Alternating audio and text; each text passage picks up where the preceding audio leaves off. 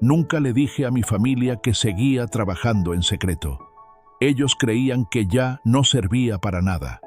Aquel día, mientras yo lavaba unas tazas viejas en mi cocina, escuché desde la sala la voz de mi hijo diciendo: «Mi papá ya no puede trabajar, es una carga, ya no es productivo». No gritó, no lo dijo con enojo, lo dijo con fastidio, como quien se deshace de un mueble viejo. Mi nuera rió bajito. Uno de mis nietos, el menor, preguntó: «¿Es verdad que ya no puede hacer nada, mamá?». Ella respondió sin pensar: «Pues mira, hijo, tu abuelo ya no sirve para mucho». Yo me quedé en silencio. Ni siquiera apreté el trapo entre mis manos. Solo respiré y asentí, tal como ellos esperaban. Pero, adentro, algo se acomodó. No fue dolor, fue certeza. En ese momento decidí hacer una prueba. Fingí ser un viejo que ya no podía ganar ni un peso, que dependía de ellos para todo. Quería ver cómo me tratarían cuando pensaran que ya no era productivo. Y lo que pasó, los dejó callados. Pero antes de continuar, comenta aquí de qué ciudad o país estás viendo esta historia. Me encanta saber de dónde me escuchan.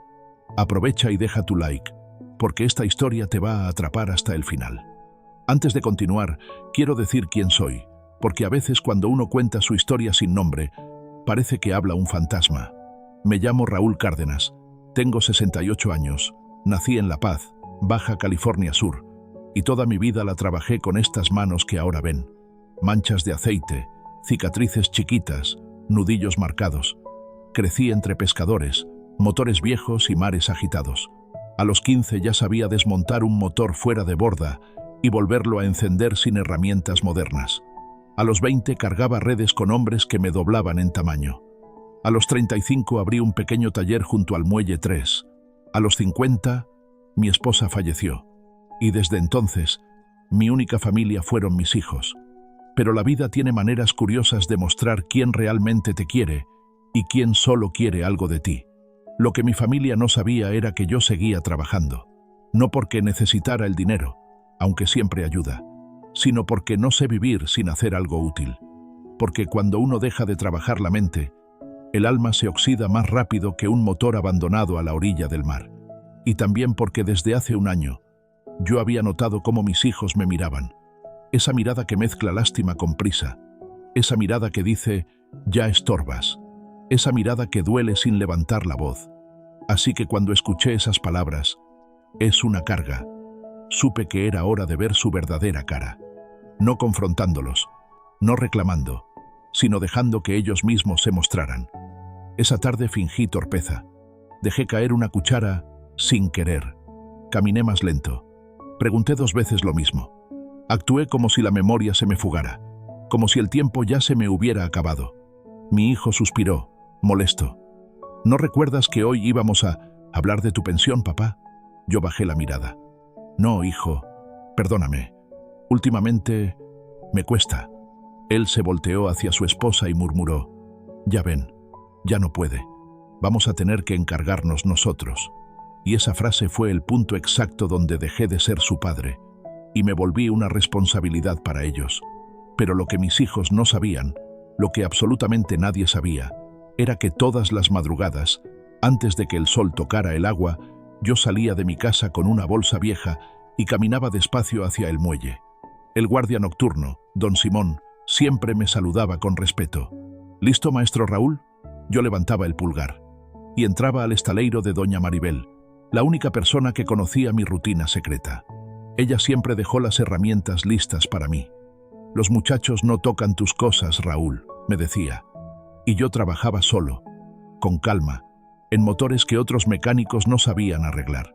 Motores de pescadores pobres, motores viejos, motores que ya nadie quería tocar.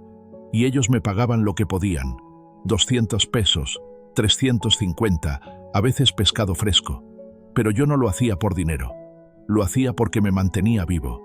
Esa madrugada, mientras fingía ser un hombre derrotado en casa, en el estaleiro, había 3 motores esperándome. Y en mi bolsa había un sobre con 5.200 pesos que había ganado esa misma semana. Pero en mi casa, yo era el inútil. Esa noche decidí que mi actuación sería perfecta, que mis hijos verían lo que realmente hay en su corazón cuando piensan que no pueden obtener nada de mí. y la oportunidad llegó más rápido de lo que imaginaba. Cuando entré por la puerta de su casa, caminando despacio, fingiendo cansancio, con la mirada perdida, los dejé completamente callados. Mi hijo me miró con esos ojos que uno aprende a reconocer cuando ya no lo ven como padre, sino como un estorbo. Cruzó los brazos y me dijo con voz baja, casi impaciente: «Papá, ven, siéntate. Tenemos que hablar de tu pensión. Es por tu bien». Yo fingí confusión, hasta temblor en los dedos. Caminé despacito hacia la mesa.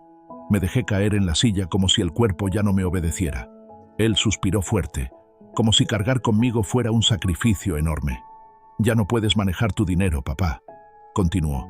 «Te olvidas de pagar cosas, gastas sin pensar, y no quiero que un día te quedes sin nada». Su esposa, desde el sillón, agregó con sonrisa falsa: «Sí, suegro, es mejor que su hijo se encargue. Usted ya vivió su vida». Yo bajé la mirada. Si eso creen, está bien. Por dentro me dolió. No voy a mentir. Uno espera que la familia lo cuide, pero nunca que lo declaren inútil así, tan sinvergüenza. Pero me mantuve en papel. Había decidido hacer mi prueba, y una prueba no se abandona a la mitad. Mi nuera me puso un papel enfrente. «Firme aquí, suegro. Es para que su pensión llegue directo a nuestra cuenta. Nosotros nos haremos cargo». Yo miré el documento con los ojos entrecerrados, fingiendo no entender. «¿Y esto qué dice?» Mi hijo se impacientó. «Papá, por favor, siéntete agradecido. Nosotros estamos pensando en ti. Firme y ya». Pero mientras él hablaba, mis ojos notaron algo. La esquina del papel tenía una marca, un doblez. Ese doblez solo aparece cuando un documento ha sido manipulado varias veces. Ese documento no era nuevo. Llevaban días preparándolo. Planted Seed. Fingí que mis manos temblaban. La pluma casi cayó. Creo que no puedo firmar ahorita, hijo. La cabeza me duele». Él bufó. «Siempre te duele algo. Está bien, lo hablamos mañana».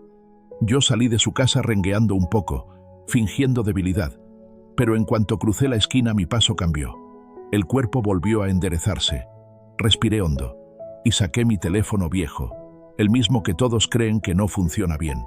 Tenía 6 mensajes de pescadores. «Maestro Raúl, ¿mañana podrá revisar mi motor? Se apagó otra vez el Yamaha. ¿Puede venir temprano?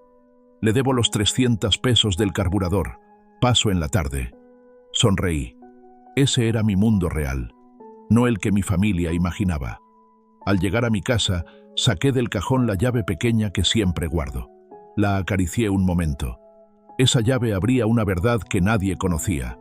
La guardé de nuevo sin decir nada. Planted Seed número 2. A la mañana siguiente, mi hijo llegó temprano. Ni siquiera tocó la puerta. Entró directo, como dueño de todo. «Papá, viste que ya imprimí otra copia del documento. Hoy tienes que firmar. No quiero estar repitiendo esto». Yo respiré profundo. «Sí, hijo. Pero antes, ¿me ayudas a mover esta caja? Está pesada».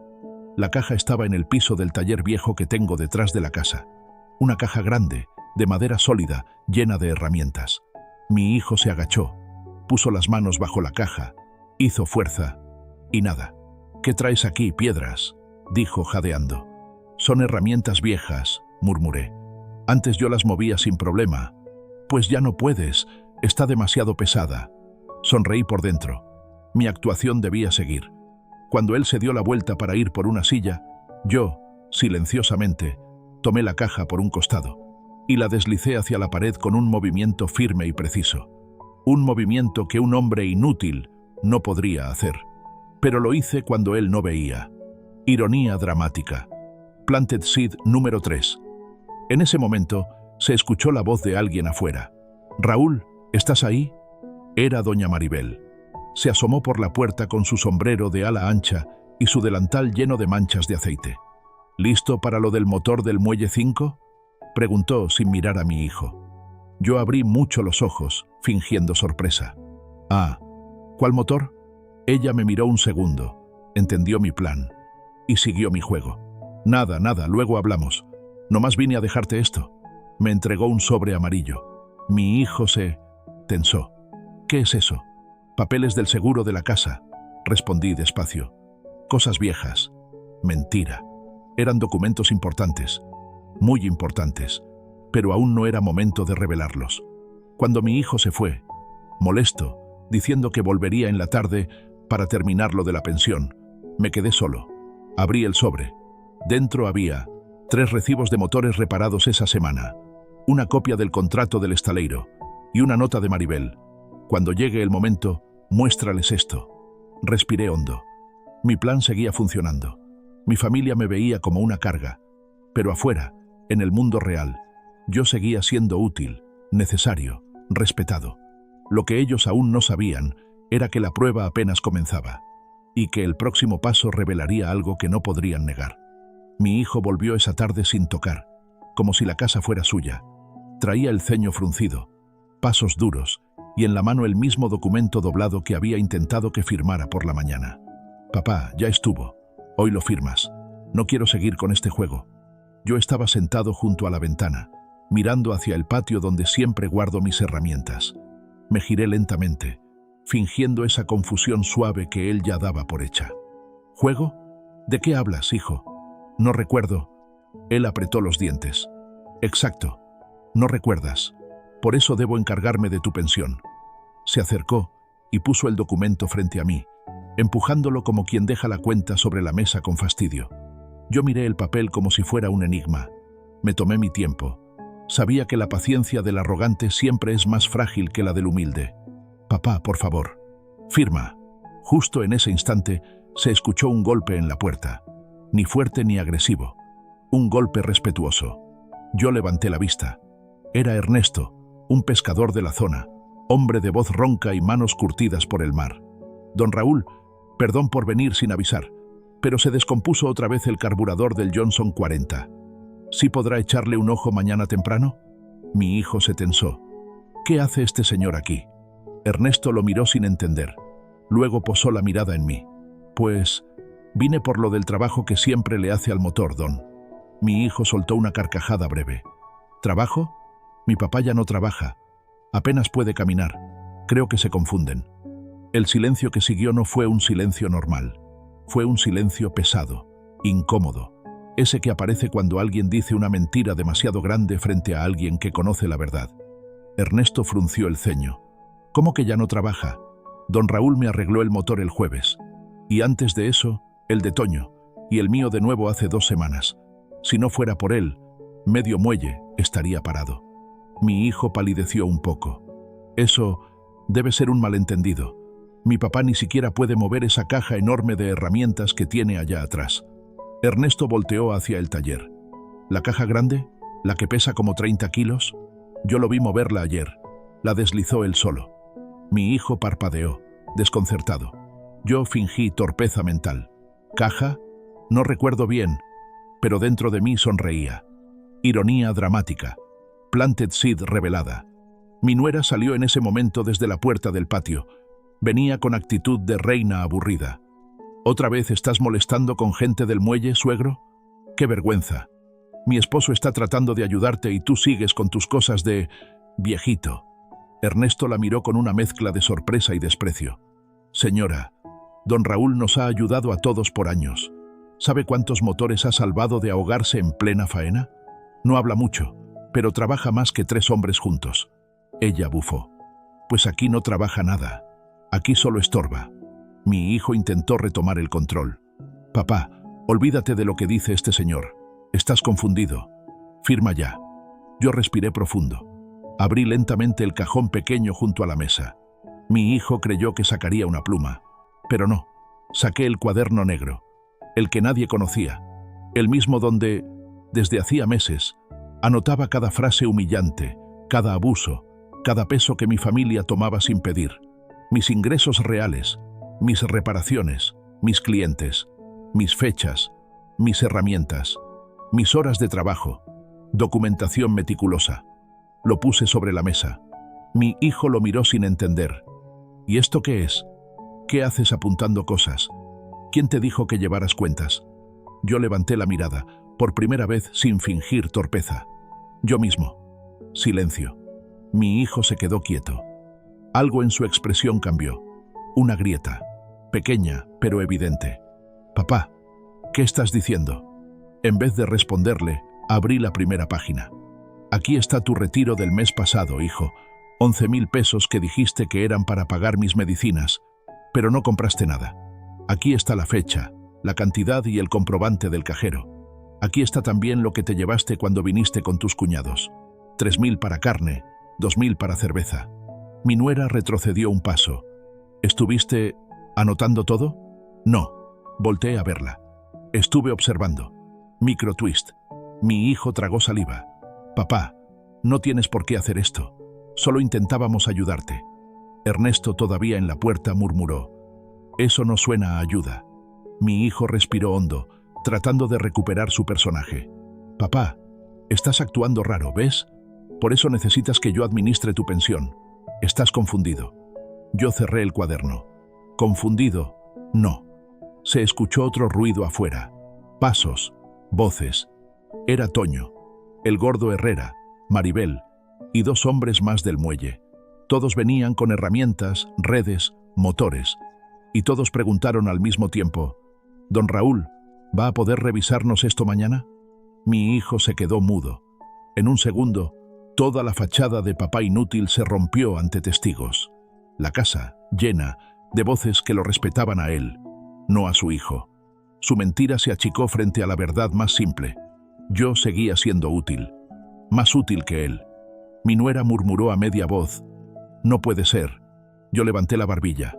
Miré directamente a mi hijo y dije despacio, como quien deja caer una piedra en un pozo silencioso: «Aunque ustedes me vean como una carga, aquí afuera yo sigo siendo alguien». Mi hijo abrió la boca. No salió sonido alguno, y ese fue apenas el inicio, porque lo que iba a pasar al día siguiente, cuando pensaron que por fin me tenían controlado, los dejaría completamente callados. Amaneció con un silencio extraño, ese tipo de silencio que no anuncia paz, sino movimiento. Yo desperté antes del sol, como siempre, pero esta vez no para trabajar en secreto. Desperté para mirar cómo mi hijo empezaba a darse cuenta de algo que nunca había querido ver. No era yo el que dependía de él, era él quien dependía de mí. Cuando bajé a la cocina, lo encontré sentado con el documento todavía sobre la mesa, los ojos hinchados, la mandíbula tensa, como si hubiera pasado la noche entera tratando de convencerse de que lo de ayer no había significado nada. Ni me miró, solo dijo, seco: «Papá, tenemos que hablar». Yo serví café en silencio. Él detestaba cuando ignoraba su tono autoritario. Una pequeña victoria psicológica. «Papá, lo de ayer fue una confusión. Esos hombres del muelle exageran. Tú no trabajas desde hace años. Ni siquiera puedes levantar tus propias herramientas». Yo me apoyé en el respaldo de la silla. «¿Eso crees?». Noté que su mano tembló apenas. Un segundo. Una grieta más. Planted Seed funcionando. Antes de que pudiera responder, su esposa bajó las escaleras. Llevaba el celular en la mano, muy seria. «Amor, ven, necesitas ver esto». Mi hijo tomó el teléfono. Sus ojos se abrieron con sorpresa. Yo sabía exactamente qué estaba viendo. El muelle entero había subido historias y fotos, videos, comentarios, gente diciendo: «Don Raúl arregla mejor que los jóvenes. El único que sabe de motores es él. Sin don Raúl, nadie sale a pescar mañana». Él tragó saliva. Ella apretó los labios. «¿Por qué dijiste que tu papá ya no podía ni caminar? ¿Por qué dijiste que estaba inútil?». Él no respondió, porque no podía. Yo me acerqué a su lado. Moví la caja de herramientas, la grande, la pesada, que él juraba que yo no podía ni tocar. La moví con naturalidad, sin esfuerzo, frente a ellos. Ella retrocedió medio paso. Mi hijo cerró los ojos, frustrado, furioso, humillado. Luego, como quien trata de aferrarse al último pedazo de control, murmuró: «Papá, eso no cambia nada. Sigues siendo mayor. Tengo que encargarme de tu dinero». Yo dejé la caja en el piso. ¿Encargarte o usarlo? La nuera frunció el ceño. ¿Qué insinúa, suegro? Que ustedes confunden ayuda con beneficio. Silencio. Pesado. Cortante.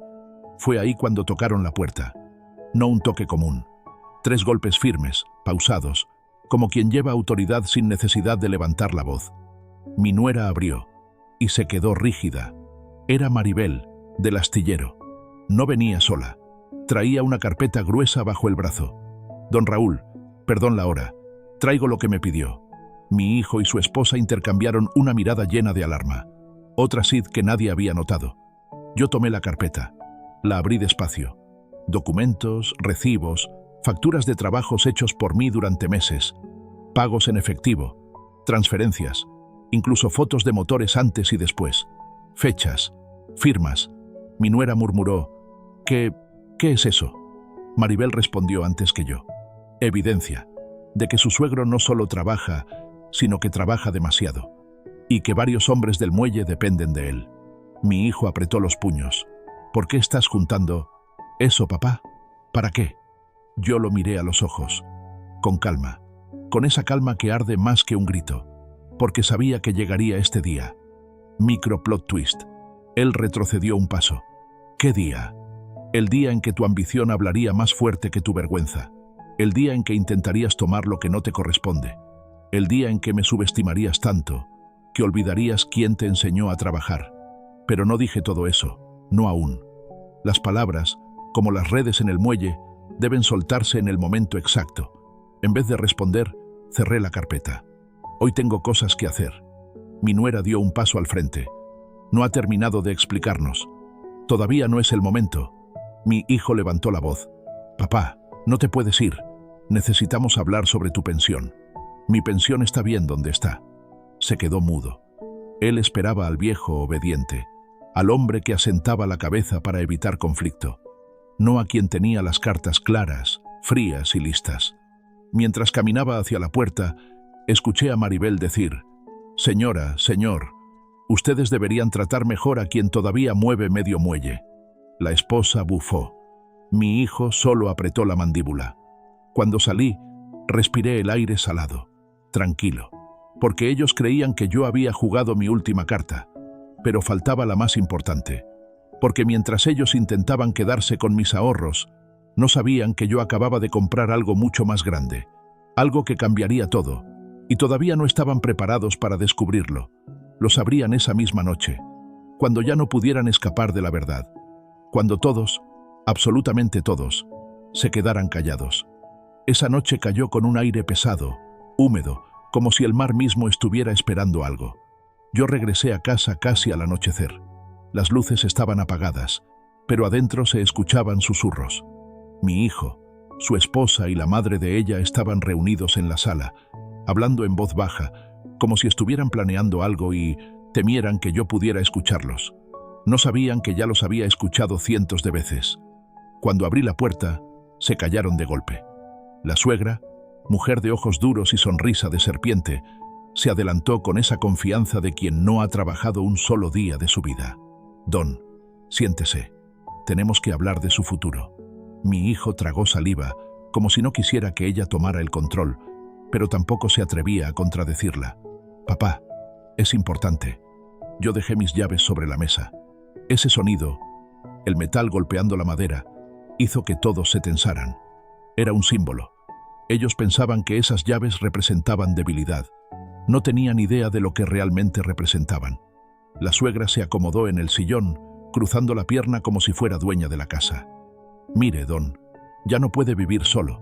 Ya no produce. Ya no aporta. Su hijo tiene su propia familia. Necesitan estabilidad. Por eso, lo más sensato es que usted ceda la administración de su dinero, para que ellos puedan cuidarlo. ¿Cuidarlo?, murmuré. Miré a mi hijo. Él no pudo sostenerme la mirada. Sabían perfectamente lo que estaban haciendo. Querían mi pensión, mis ahorros y, si podían, mi casa. Querían empujarme a un rincón de silencio, donde no estorbara. Pero el silencio, el verdadero, es un arma, y ellos estaban a punto de aprenderlo. La nuera se inclinó hacia adelante. Suegro, si firma ahora, mañana mismo podemos empezar con los trámites. ¿Trámites para qué?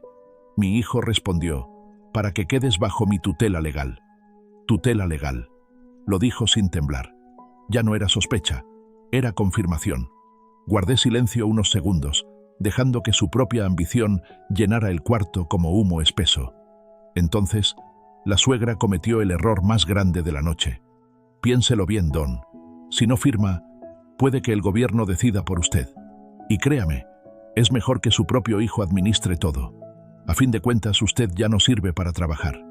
Mi hijo la miró, sorprendido de que lo dijera tan directo. La nuera permaneció quieta. Ella también lo pensaba. Yo levanté la cara lentamente, como quien despierta de un largo sueño. ¿Creen que ya no sirvo? Silencio. El tipo de silencio que se hunde, que corta, que quema. Mi hijo abrió la boca, pero lo detuve levantando la mano. No necesito excusas. Quiero que respondan. ¿Creen realmente que soy una carga? La suegra soltó una risa seca. Pues sí, don. Alguien tenía que decirlo. La nuera bajó la mirada, pero no dijo nada. El que permaneció en silencio, casi escondido detrás de su propia sombra, fue mi hijo. Esa cobardía me dolió más que cualquier palabra. Yo respiré profundo. Guardé cada rostro, cada gesto, cada mentira. Porque los hombres de mar sabemos, todo se guarda y todo se cobra. Fui a mi cuarto sin decir nada. No necesitaba gritar. Ellos pensaban que ese silencio significaba rendición. No sabían que significaba preparación. Dentro del closet, moví unas cajas viejas y saqué la carpeta azul que nadie conocía. La abrí lentamente. Ahí estaban. Mis comprobantes del taller clandestino que ellos no sabían que existía. Mis depósitos guardados en otra cuenta. Mis ingresos en efectivo. Las facturas de compra del terreno que había adquirido semanas antes. El título de propiedad recién emitido. Todo a mi nombre. Todo legal. Todo limpio. Planted seeds listas para detonarse. Guardé la carpeta bajo el brazo. Esa noche, antes de dormir, escuché a la suegra decir desde la sala: «Mañana, cuando él despierte, lo presionamos. No lo dejaremos levantarse de la mesa sin firmar». La nuera respondió: «Sí, mi esposo necesita ese dinero, y rápido». Mi hijo no dijo nada. Otra vez, silencio de cobardía. Yo cerré la puerta suave y pensé: mañana me quieren arrinconar, pero mañana no queda nadie moviendo las piezas más que yo. Al amanecer, antes de que ellos se levantaran, yo ya estaba fuera. El sol apenas despuntaba cuando crucé la calle con la carpeta azul bajo el brazo. Me detuve frente a la casa.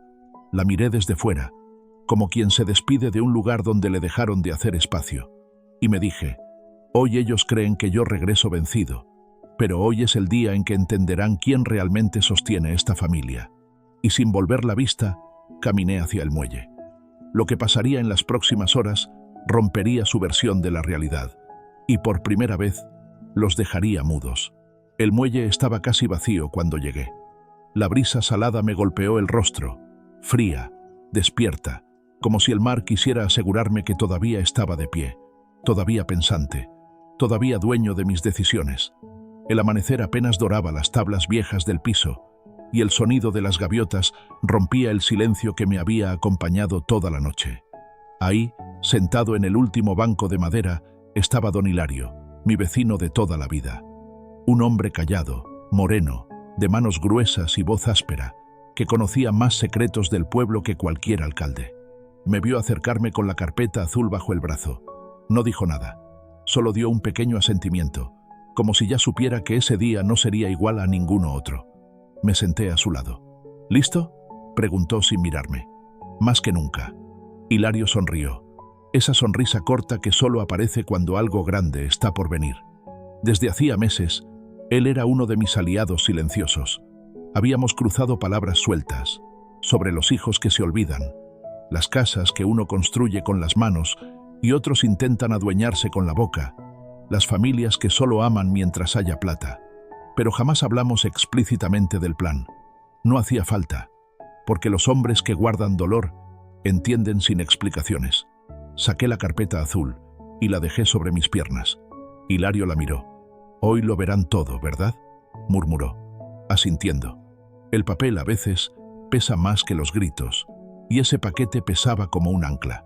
Dentro estaban mis movimientos laborales, los ingresos del pequeño taller mecánico que operaba por encargo, ese que mi familia ignoraba porque nunca se interesaron en preguntarme nada, los pagos del terreno en barra escondida, y sobre todo, los documentos que demostraban que la casa de playa era mía y solo mía, comprada sin ayuda de nadie y registrada exclusivamente a mi nombre. Ellos pensaban que yo no tenía nada, que mi vida se había detenido después de que enviudé, que cada día yo dependía más de ellos. No sabían que mientras creían que me apagaba, yo seguía trabajando en silencio. Hilario encendió un cigarro. ¿Y tu hijo?, preguntó. Dormido, respondí. Pero cuando despierte, ya no tendrá la llave. Hilario soltó una risa ronca. El dinero no cambia a la gente, solo saca lo que ya traían adentro. Asentí. Mi hijo, mi propio sangre, había mostrado lo que llevaba guardado. Ambición, vergüenza de mí, dependencia de su mujer y de su suegra, miedo al trabajo real. Un hombre que no sabía sostener una casa, pero sí sabía exigirla. El sol terminó de salir, iluminando el mar. Era hora. Me levanté y guardé la carpeta. Hilario se puso de pie también. ¿Seguro que quieres ir solo? Sí, esto lo termino yo. Caminé de regreso a la casa. El aire se volvió más pesado conforme avanzaba. Era como si el pueblo entero supiera lo que estaba a punto de pasar. La casa estaba en silencio cuando llegué. Noté algo curioso.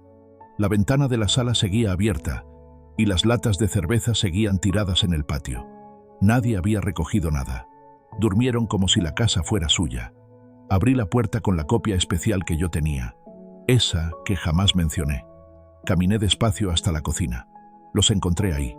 Mi hijo, despeinado, mi nuera, irritada, y la suegra, ya con ceño fruncido, como si yo fuera un impertinente por aparecer antes de que pudieran controlar la situación. ¿Qué haces aquí?, preguntó la suegra, alzando la voz. Esa llave ya no sirve, agregó mi nuera, cruzándose de brazos. Yo coloqué la carpeta azul sobre la mesa. Ese golpe suave fue el inicio del fin. Mi hijo miró el folder como si fuera una amenaza viva. Papá, no es momento. Tenemos que hablar de tu estado, de tu salud. No es seguro que vivas solo. La suegra lo interrumpió. Don, ya tomamos una decisión por su bien. Hoy mismo iniciamos el proceso para que su hijo sea su tutor. Me quedé parado, observando sus rostros. La soberbia de uno, la indiferencia de otro, la cobardía del último. Abrí la carpeta con calma. Deslicé los primeros documentos hacia ellos. Antes de que sigan hablando, lean. Mi hijo frunció el ceño. Tomó el primer papel. Blanqueó. Era la declaración de ingresos del taller mecánico. ¿Tú sigues trabajando? No respondí. Le entregué otro documento. La factura del terreno en barra escondida. La nuera abrió los ojos. ¿Tienes un terreno?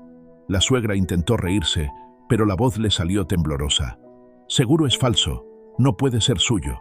Entonces puse sobre la mesa el documento que las destrozó. El título de propiedad de la casa de playa, a mi nombre, con fecha reciente, legal, firmado, notariado. Mi hijo tragó saliva. Papá, ¿por qué no dijiste nada? Porque ustedes no preguntan, ordenan. La suegra se puso roja.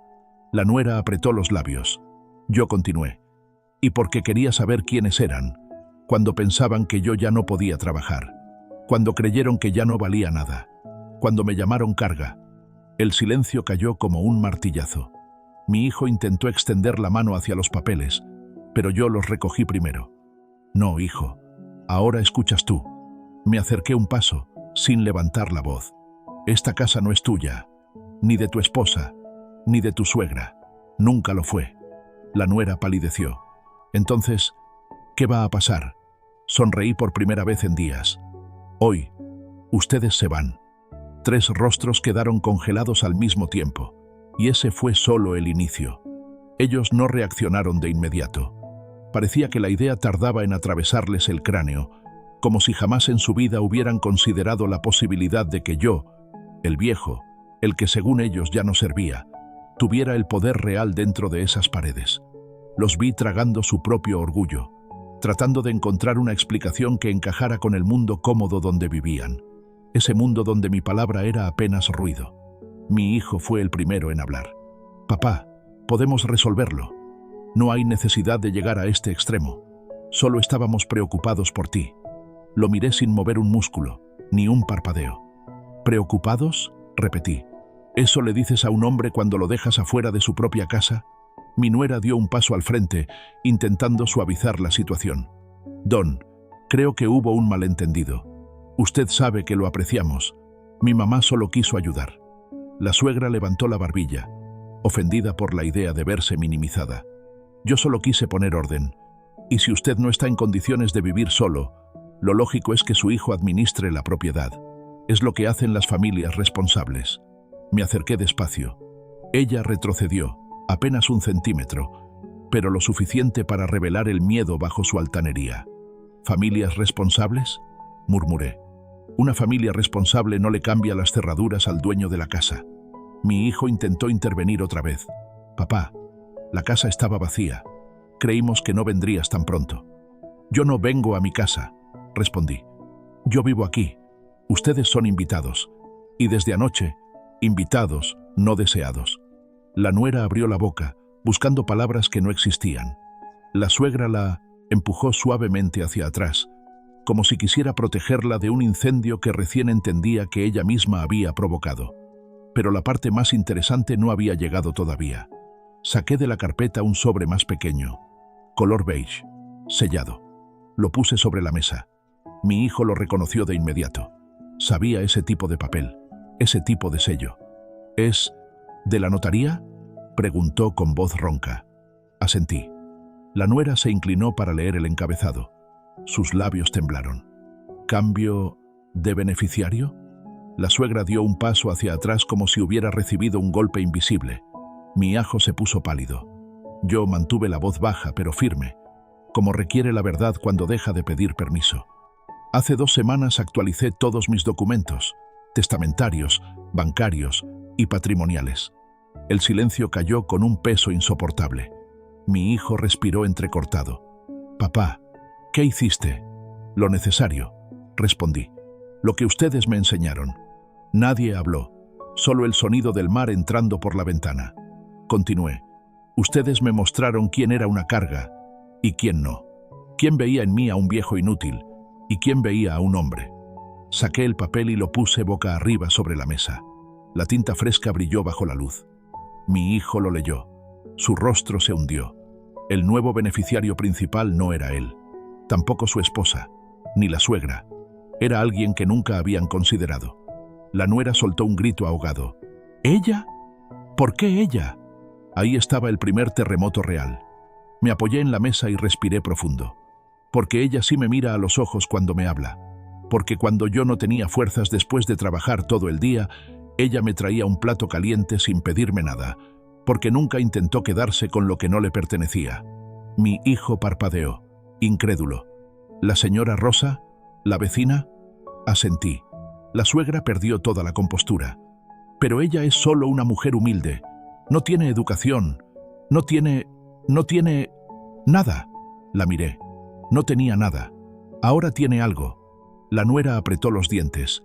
Eso es injusto. No, respondí. Esto es consecuencia.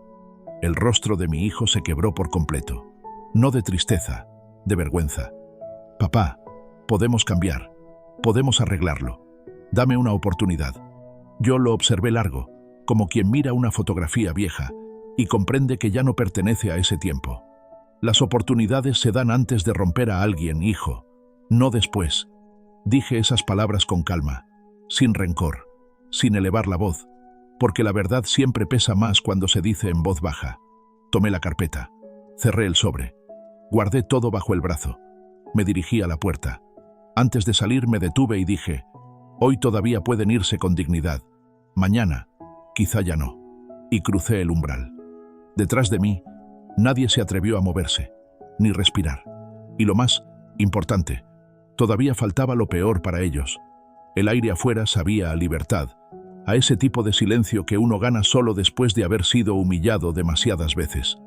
Caminé hacia la playa, mientras el sol bajaba despacio detrás de las palmeras. Cada paso era un recordatorio. No era yo quien estaba perdiendo una familia. Eran ellos quienes estaban perdiendo el único hombre que siempre los había sostenido. Me senté en una banca frente al mar. El oleaje subía y bajaba como si marcara el tiempo exacto de lo que estaba por venir. Porque yo sabía que no habían entendido todavía. Sabía que seguirían intentando justificar lo que hicieron. Sabía que buscarían manipular, llorar, pedir. Siempre lo hacían. Pero esa noche, por primera vez en años, yo tenía todas las piezas del tablero. Saqué mi celular viejo, el de siempre, el que ellos despreciaban, y marqué un número que nadie en esa casa conocía. La llamada entró al primer tono. «¿Listo, Don?» Era la voz de la licenciada Riveros. Serena, firme, implacable. «Así es», respondí. Ella no necesitaba más explicación. Llevábamos semanas preparando los documentos. Ellos pensaban que yo era un anciano torpe, incapaz de administrar ni mis propios pasos. Mientras tanto, yo ya tenía un plan sellado, aprobado y listo para ejecutarse. La abogada añadió: «Los avisos ya fueron enviados. Mañana a primera hora recibirán las notificaciones». Colgué sin decir más. No era necesario. Volví a casa cuando ya estaba oscuro. Las voces de mi hijo y su familia se escuchaban desde la sala. Desesperadas, nerviosas, discutiendo entre ellos, culpándose unos a otros. Entré sin hacer ruido. Apenas me vieron, todos se quedaron de pie. La suegra fue la primera en hablar.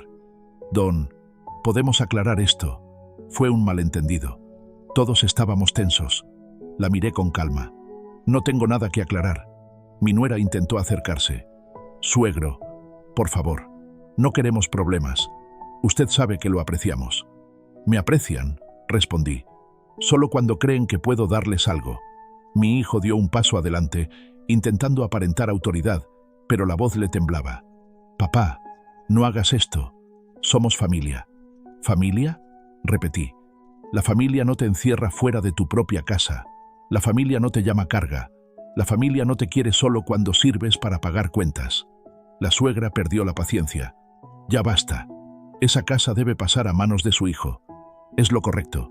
Usted ya vivió su vida. Es tiempo de que él tome decisiones». Me acerqué lentamente. Ella retrocedió.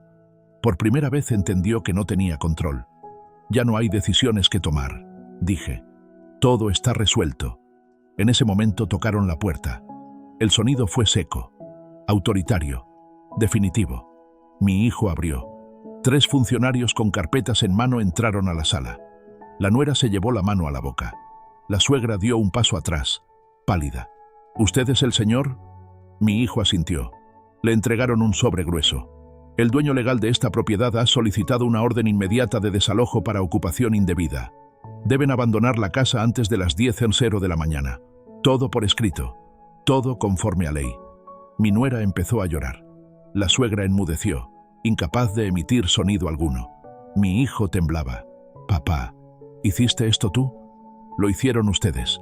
Yo solo firmé lo necesario». Los funcionarios salieron. El silencio fue una sentencia. Mi hijo se derrumbó en una silla. La nuera lloraba sin consuelo.